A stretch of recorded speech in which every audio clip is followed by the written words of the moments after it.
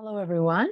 I regret that I was not able to be with you all to speak at your center when I was in Hawaii recently.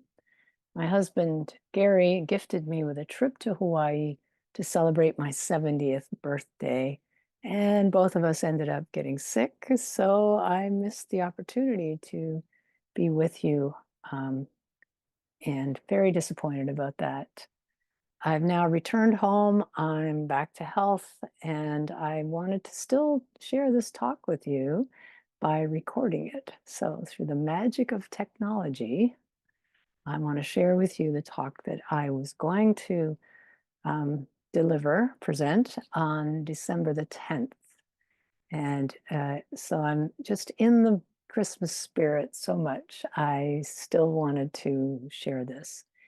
And my holiday wish for you is that you might experience a quantum Christmas, let's call it that, a quantum Christmas, and along with the gifts that that will bring to your life. And so I want to say much more about gifts today.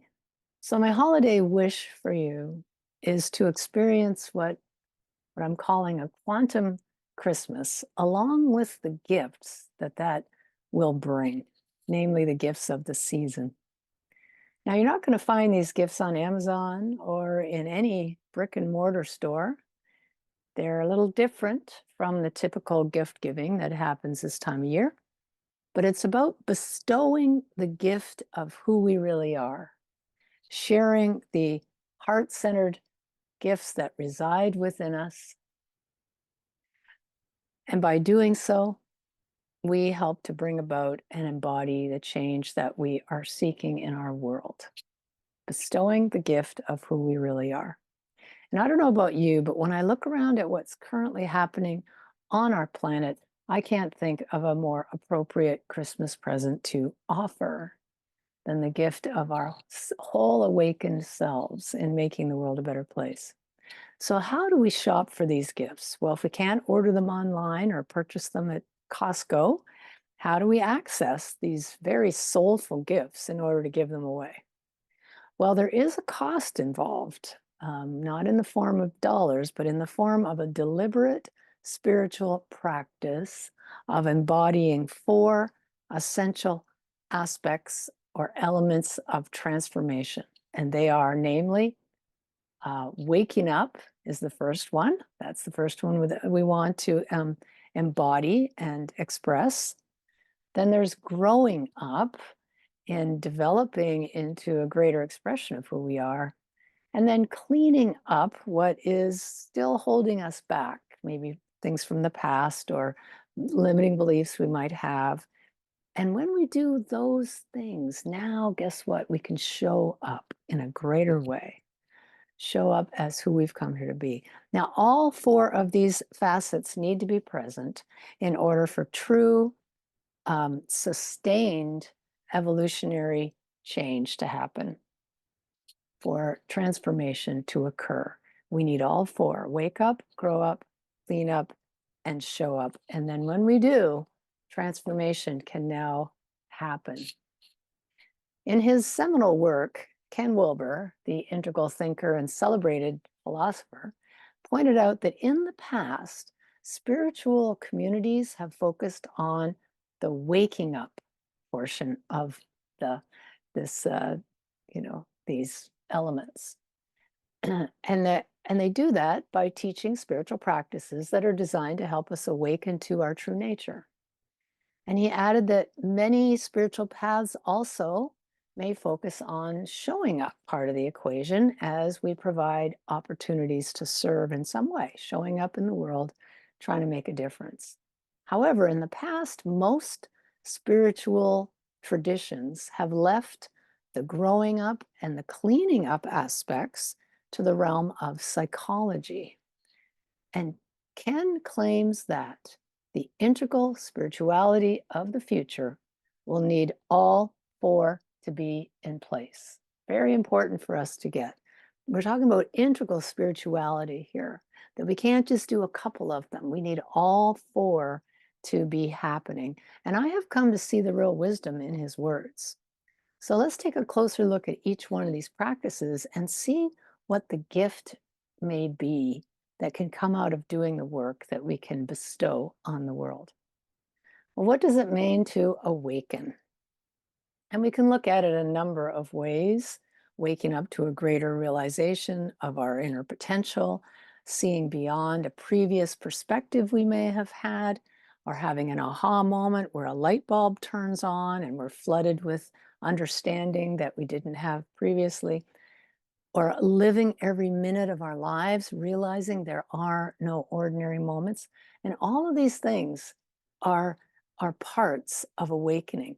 But I think that the most important piece when it comes to awakening is this: waking up from the dream of separation and experiencing the reality, capital R, of interconnectedness.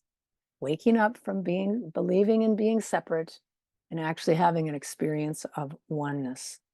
And I think Einstein said it best, and I love that a scientist wrote these words: our separation from each other, it's an optical illusion, see? And he goes on to say that this kind of delusional thinking serves as a prison of sorts for us, that we are stuck in this belief in separation. So awakening means seeing beyond the optical illusion of separation to the reality, capital R, of the one life, the one actuality, and then experiencing and expressing that oneness and wholeness.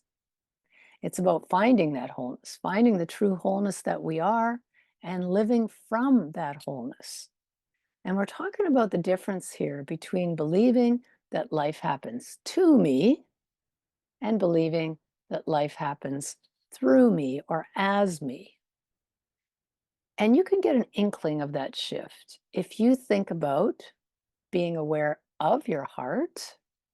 So you can take a moment right now and notice. You could put your hand on your heart. You could become aware of your heart center. You could feel your heart beating. You can become aware that the heart is there's connection there. That's being aware of your heart. You can be aware of your heart. You can also be aware from your heart. So really sink into those two: being aware of your heart, being aware from your heart. So we want to awaken from the dream of separation and step into the joy. It's joyful when we step into interconnection. When we have an experience of oneness, it brings forth joy.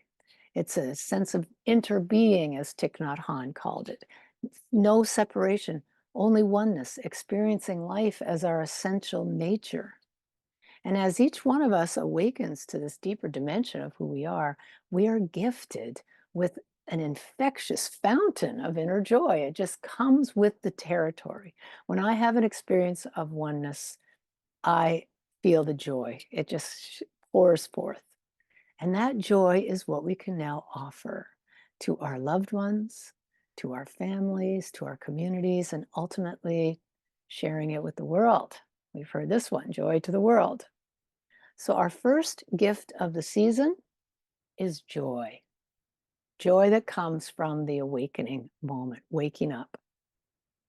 But of course, awakening is not all that we do. In order to really live the truth of oneness, I mean, this is where the work begins.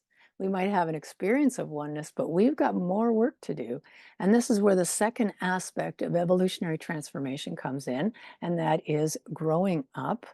And it's not about, being immature, like, oh, grow up. It's not about that. What we're talking about here is evolving beyond our limitations. Can you feel the difference in that?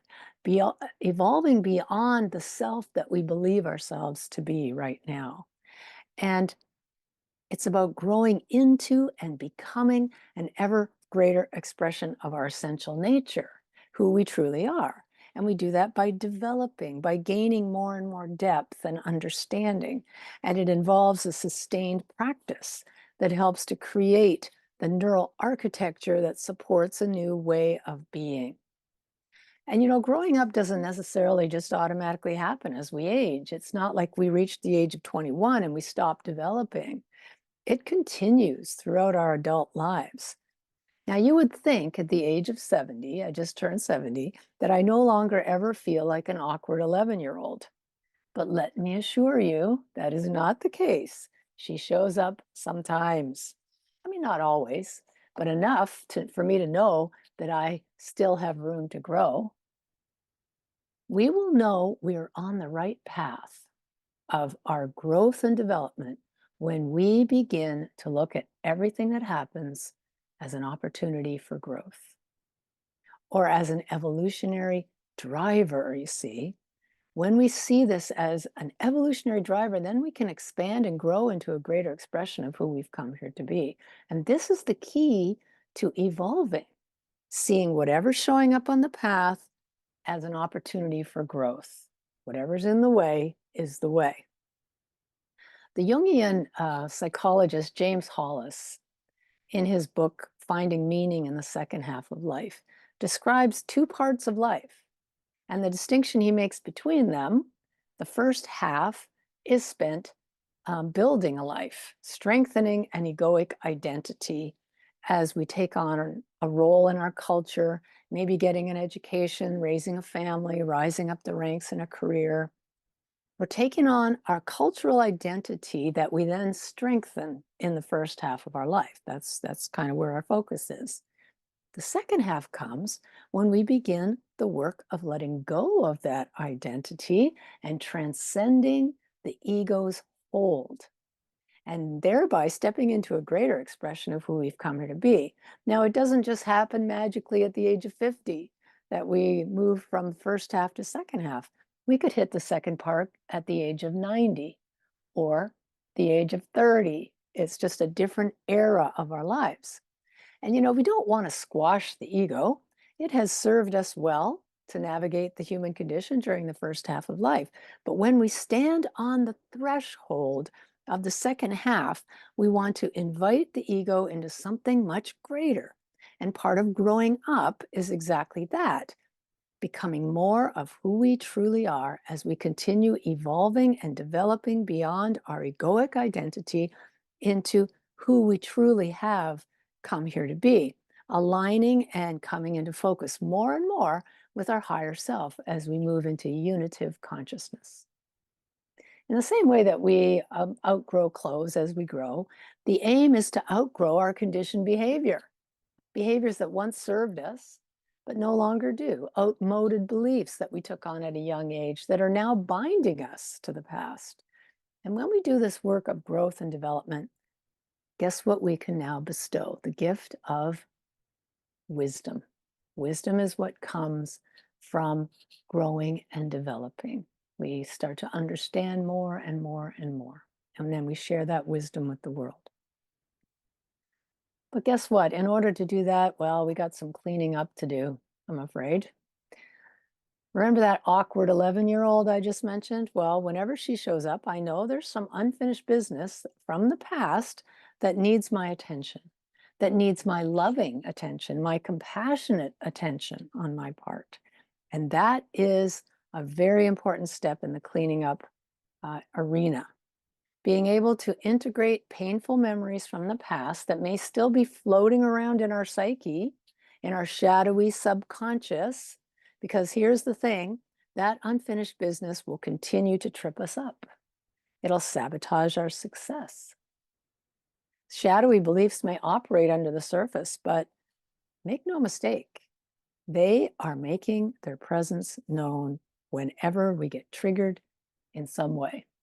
Whenever we get triggered in some way, they will make their presence known. That's, what that's called, having our buttons pushed. So those moments when we have our buttons pushed can really show us what kind of shadow beliefs may still be lurking underneath the surface in the murky shadow, ready to be brought into the light and released. And those of us who have done the quantum living process, we've experienced this work firsthand. And if you have not yet done it, please consider doing so. And if you've done it a long time ago, but haven't done it for some time, consider restarting. I do worksheets whenever I experience triggering moments. All the time I do them. Cleaning up is a necessary component of our spiritual work that often gets overlooked or even avoided in our culture. But when we do that, we just keep on shadow boxing. You know, that's what we do. Shadow boxing with the mirror, which is the reflection that's the outer world is showing us of something inside, or shadow boxing with each other as we do the same thing for each other, mirror and reflect what's going on inside of ourselves.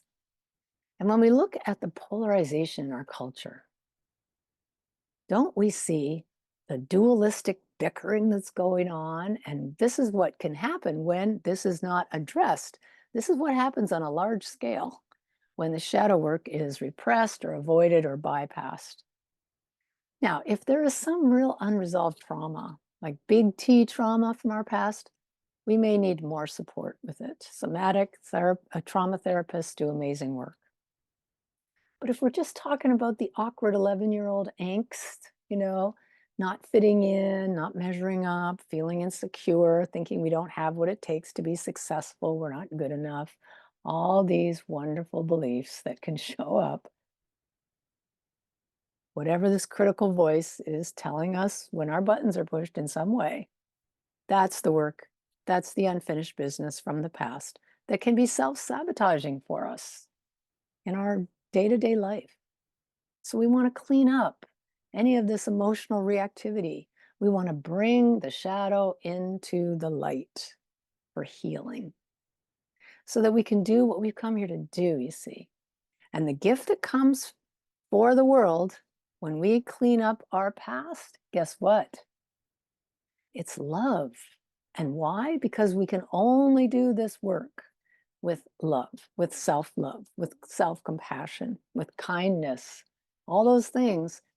We don't, if to work through how we beat ourselves up, we need to do it with self-compassion. And when we learn to do that, now we can share that compassion with the world. And as we clean up our past, as we bring the shadow into the light, as James Baldwin points out, we become the expression of love. And we not only mirror each other's light, we magnify that light. Isn't that exciting? That's the gift of love in action, is magnifying and mirroring and magnifying each other's light. That's what our world needs. Which brings me to the fourth aspect, which is showing up.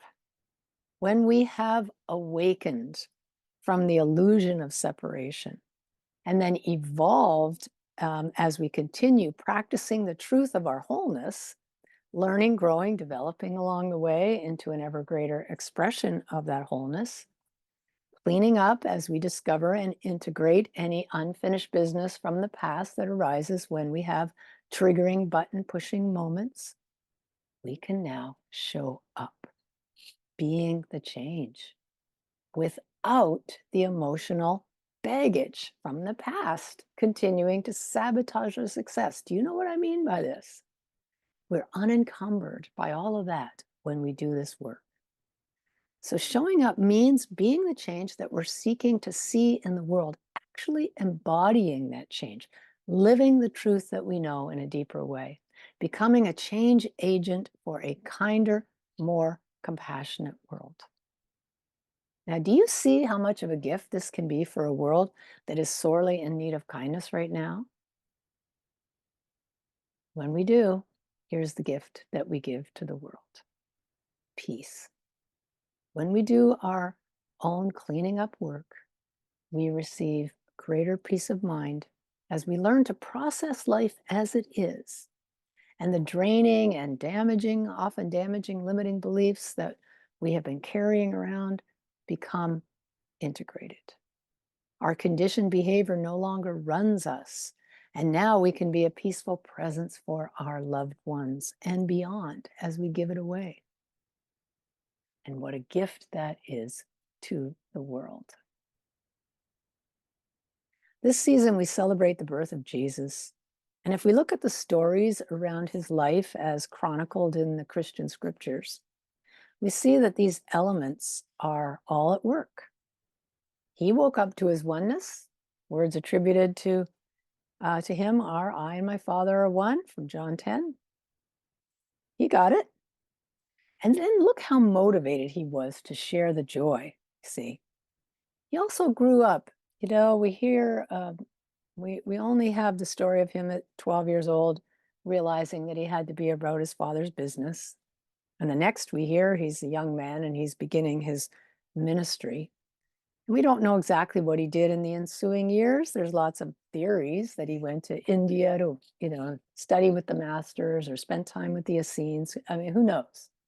But you can see a definite development in his wisdom as he grew. And here's the thing: when we have an awakening of some kind, I and my father are one. I'm about, I need to be about my father's business, whatever it is. Then it sets us on a trajectory, a definite trajectory where we're clear at our purpose, being about our father's business.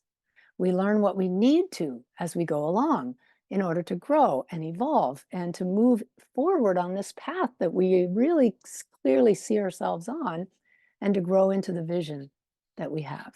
We grow into our vision. So he grew and developed into who he had come here to be. And then he certainly cleaned up his past when he went to the desert and fasted, faced his demons, and overcame them. After that, he was able to show up in the world unencumbered by his former internal adversaries. So we may not be showing up at the door on Christmas morning with gold, frankincense, or myrrh, but we are giving something even more precious: the gift of an awakened heart. As each of us steps into being the beloved community, being who we truly are, we create a field of peace, each of us in our own way, creating the space of possibility for each one of us to be the presence of peace, to help to bring the possibility of peace emerging on the path. The beloved community is a network of conscious beings here to be the one to bring joy and love and compassion and kindness and wisdom and peace to our world, here to make a difference. Do you know that about yourself, that you're part of this beloved community? Can you feel that? Every one of us is here to share our hearts with the world. And we can all make a difference right here, right now, wherever we find ourselves. That is our true divine inheritance. The poet David Whyte wrote that to be human is to become visible while carrying what's hidden as a gift to others. So throughout this festive season, I invite you to make room under your tree and in your heart to express the hidden gifts that are within you, the gift of your presence. And may the holidays be filled with the joy that comes from being connected to Source,